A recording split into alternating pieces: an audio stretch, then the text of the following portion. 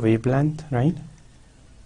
So here we have a wave, normal wave, right? So you can see that we have defined the peak,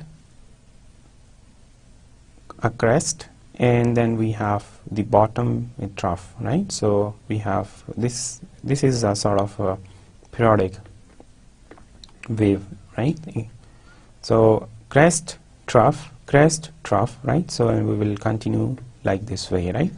So you can see that how we can measure the wavelength, right? So the distance between two crests, right? So if we define 2 points over here,